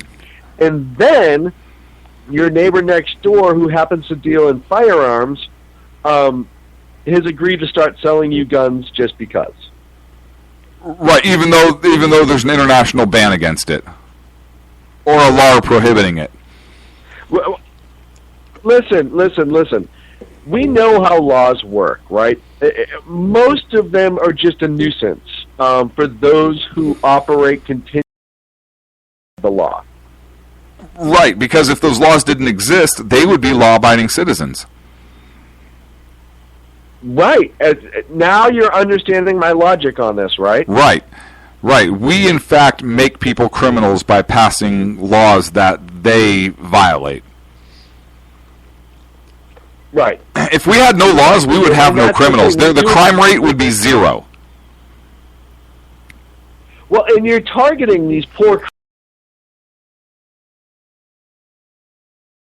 Russia. Listen, we're targeting Iran with these horrific laws to keep them from producing, or we used to, for producing a nuclear weapon. But now we've loosened it up a little bit, and as a matter of fact, to show how much we trust them, and they've given us zero reason whatsoever to trust them, they're going to monitor themselves because, listen, it's the honor system when it comes to nuclear weapons, apparently.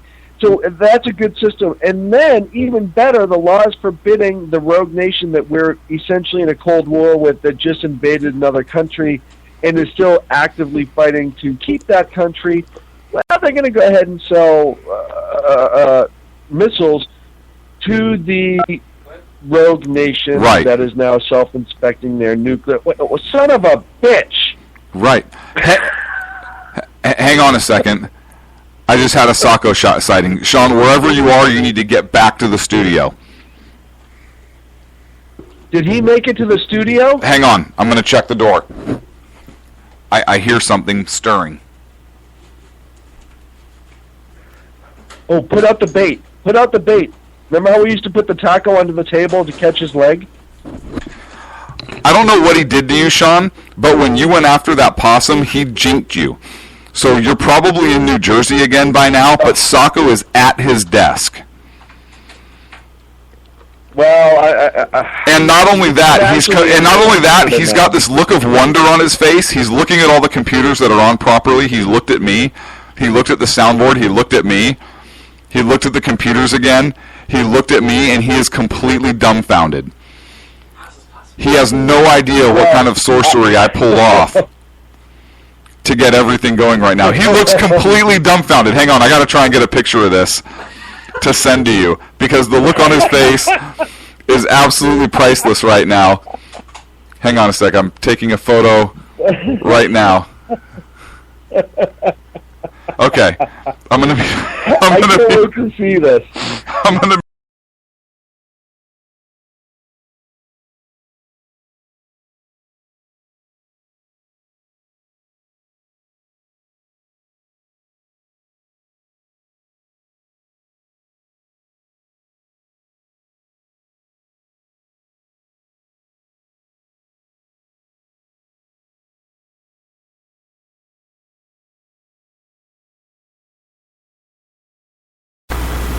Did you get it, Sacco? Hey guys. Did you get it, Sean? How you doing, buddy? You know. I'm waiting for it right now, but Sacco, I feel like you just won Publishers Clearinghouse, and I'm interviewing you. How do you feel at this very moment? I'm not gonna lie, I walked in and I was like, I don't see Sean, I see Clint, and the show's going on. How?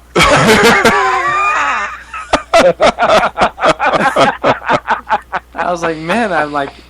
Oh, this is immediately... You must have got the picture. I looked... Immediately going to...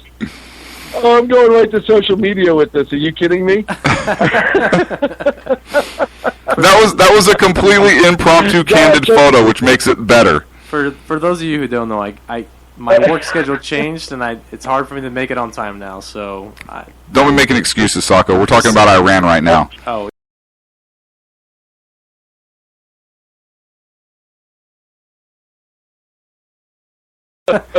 So somebody who brings me food at a restaurant?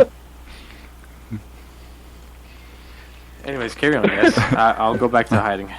Joe Biden's going to be in a restaurant and be like, server, I'm supposed to wipe you. Hey, Toots, get over here.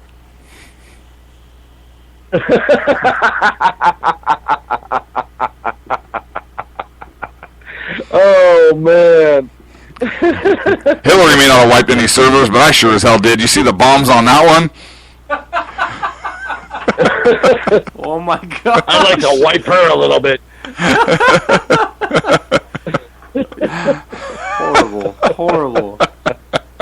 Horrible. No, go on. So, if anyone right now wants to see said picture, make sure you follow us at Sackheads right now. It's up there on Twitter. Dude, that might be picture of the year right there. I'm not going to lie. I don't know how you did such a great job. We have camera equipment, being media. I'm not trying to brag. But I used some very high-tech Polaroid type stuff. What? Polaroid what? This might be my favorite picture of Sacco of all time. It's absolutely amazing. It truly is. And it captures his essence, and now people can understand why you weren't sure if it was a possum you cited or Sacco.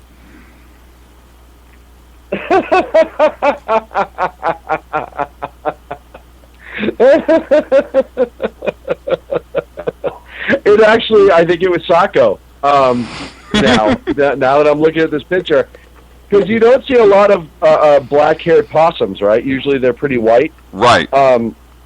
But just the way he scurried between the fence and the building, it looked very possum-like. So did you start... Now, I want to apologize to Ken. Ken, Sean didn't mean anything that he chased the black possum and he left the white possum alone. I think Sean was sighting. But I'm not sure because it is Sean. Well, and what's my nickname? The racist. Well, no. What? The blatant racist. The blatant bigot. That was it.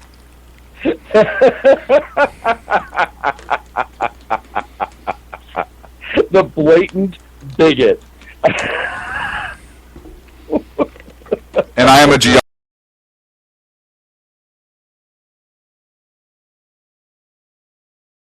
every day to wake up to hear Clint call me that. And here's why. Here's why, and I'll just be completely honest with you for a minute. There's no justification for his statement. That's the best part about all this. That's not true, because people have been listening to us for a couple of years now, and they know that I'm 100% accurate.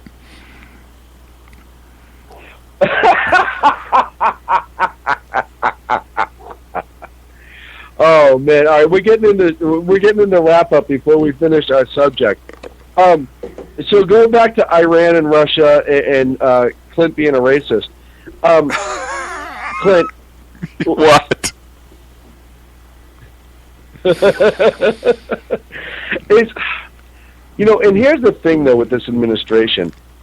All right, say I understand that they are all in on this whole Iran thing, right? Because they're pushing the agenda. They want it to work because it has to work for them to look good. But when it comes to Russia, if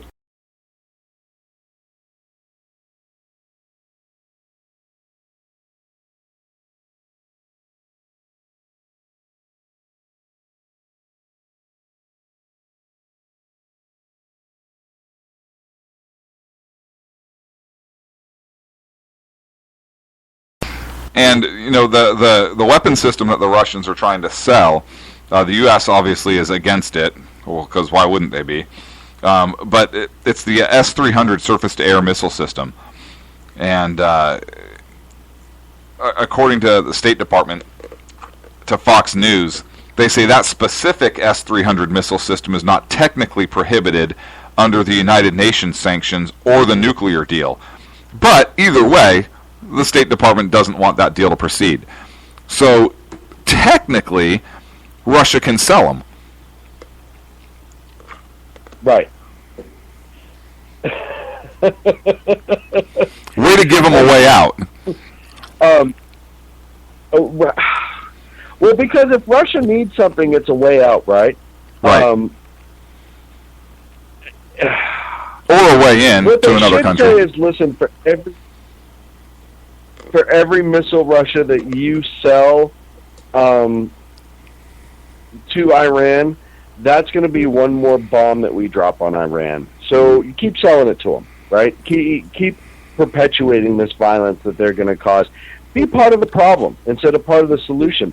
And listen, everybody, everyone who's just about everyone except for this administration is completely against this Iran deal, except for the other jackasses that signed on.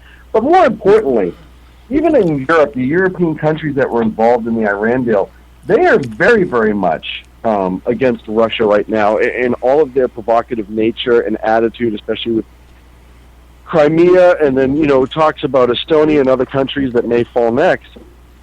At some point, they need to start, I hate to say it, but they actually have to start banding together and holding Russia accountable for this behavior.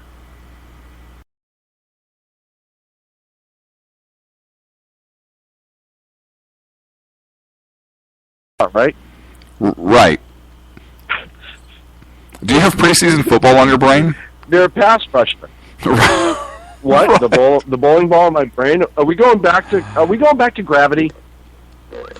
No. My brain stopped working about that a while ago.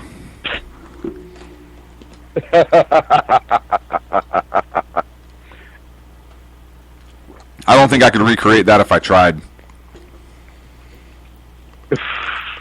No, you couldn't, actually. I would bet money that you could not recreate that if you tried. How much money?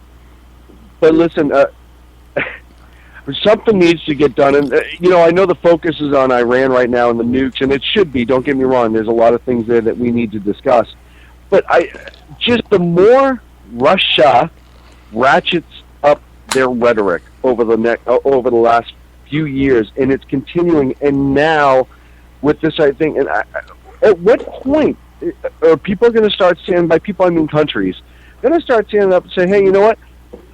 Russia needs to be dealt with. And, we kind of looked the other way with Crimea, and they did. The international community looked the other way with the invasion of Crimea. There's enough evidence to support that they were Russian regular military that did it. There's no question in anyone's mind the international community looked the other way. And now they're involved in this missile sales with Iran. And again, is the international community just going to look the other way? Because it's technically not illegal. It's not prohibited under the UN, and it's not prohibited under the terms of the agreement. So, yeah, I think they're going to look the other way. They'll make a stink about it. They'll do some saber rattling and call foul, but I don't think anybody's going to do anything about it. I just want, you know what? I would love to see Netanyahu just land in Russia, kick open the premier's, and I say premier because that's what Putin is now, the premier's door, and just slap him in the face. And just be like, you know what? All y'all are bitches, and if I have to do this myself, I'm going to do it. And make it a pay-per-view event.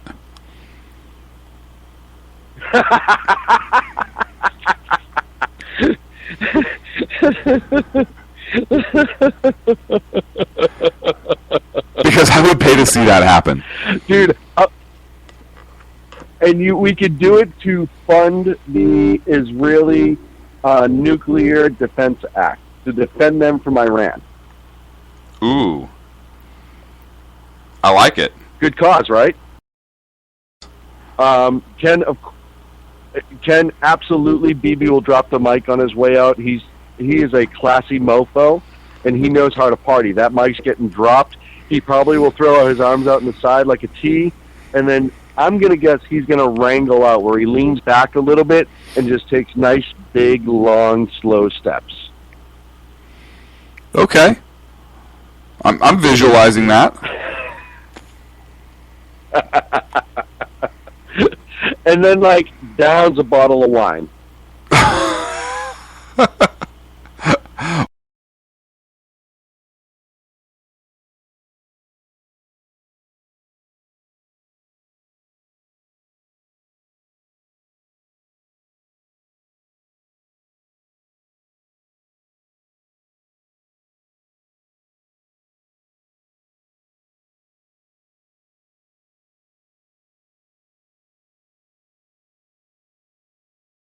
Did he respond? Well, he's probably laughing too hard right now to respond, but yeah. Or he's preparing legal paperwork against you specifically. He's actually he's on his way to the courthouse right now to file yet another injunction against me. Hey, you know what? If this radio show gig doesn't work out, I can just go on tour as a comedian called the Blatant Bigot, right? Oh, yeah. Yeah, you'd nail it. You'd have tons of people paying to see. See me hang. So if he's just for the name alone. They said you was hung, and they was right. They was right.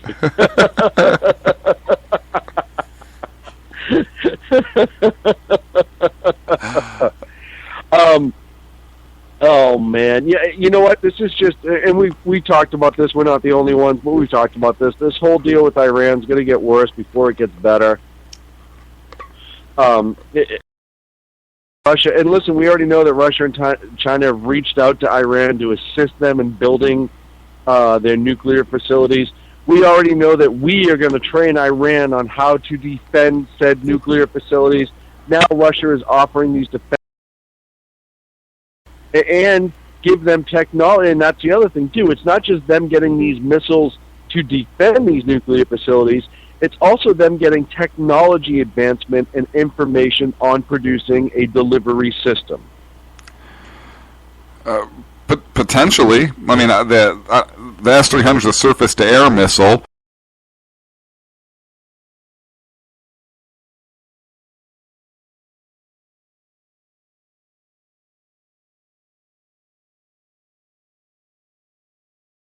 I think Iran knows. I think Iran knows that if this goes sideways,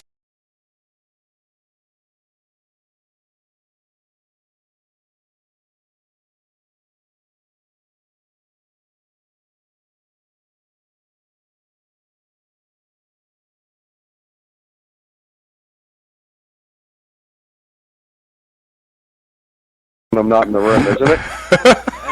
check your Why not? He just juked you over 7 continents and 4 oceans.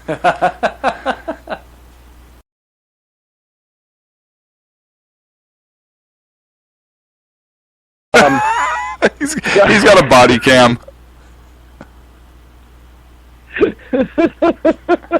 It's covered in hair. You won't be able to see anything, but he's wearing it. Wow. You jerk. When he goes out to his car and it's on blocks and written in soap on the window is "Who's laughing now, funny boy?" We'll know what's up. I'm like, thanks for the car wash. Can I wipe the soap down? Jeez.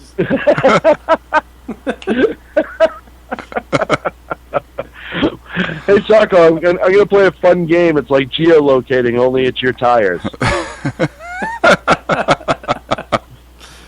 Still, thanks for the car wash.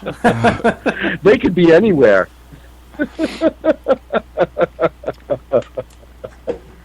Oh, man. Well, listen, Iran is just going to...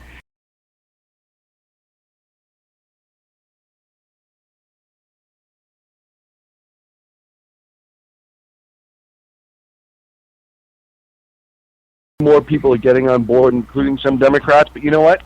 I'm challenging them to actually, like, take it to this administration, to take it to this president, and say, yeah, you know what? This deal sucks.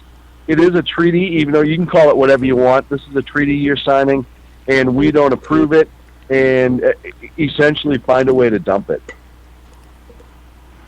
We'll see if they have the testicular fortitude to do it. I don't believe that they do. Congress doesn't exercise its powers. I don't believe they do either. Well, and that's the problem is we've seen it before, right? There's many times that they should have exercised powers that they did not. And this is going to be another one of those times. You know what?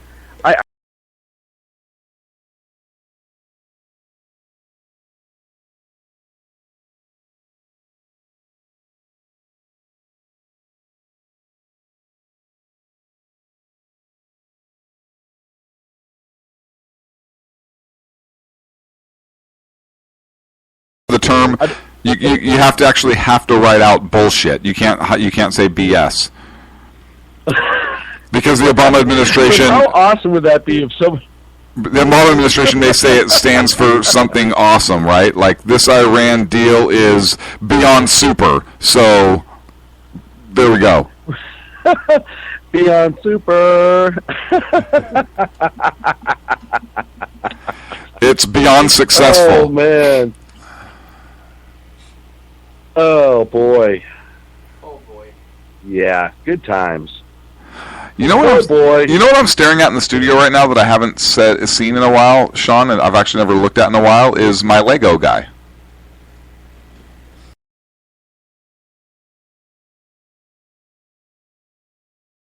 Yeah, we still have him. My little Lego guy.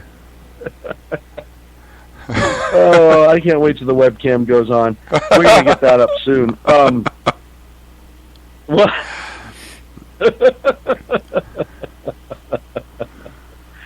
Oh, folks, it has been just so much fun, hasn't it? It's nice to be back. And listen, I do have one quick announcement to make before we go off air tonight. My life is obviously.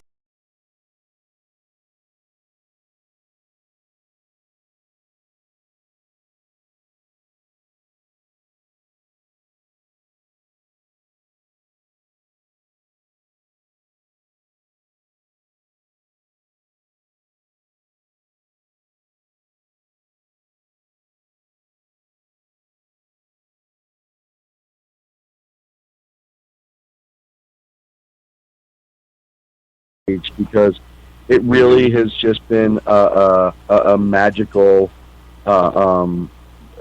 venue of support when I needed it the most. So I want to say thank you to everybody for that. Yeah, I hate to see you walking away from Edge of Liberty, Sean, and we're all here for you, and very happy Jersey Joe's going to pick it up and going to be a part of the SHR Media Network. But this is a wrap, my friend. This is a wrap. much like Jared Fogel's going to be in prison. We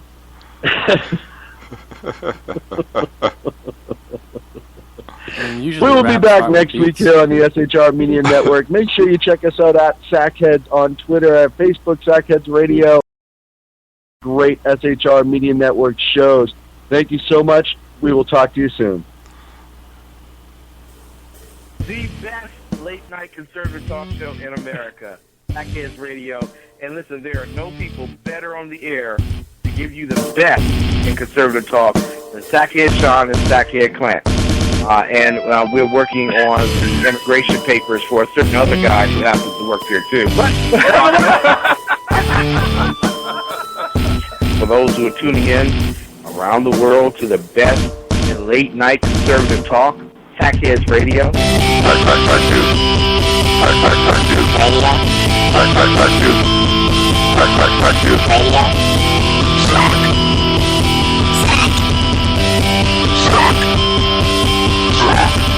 The best late-night conservative talk show in America. In America. In America. And in this web was a large, I'm pretty sure it was the biggest spider I've ever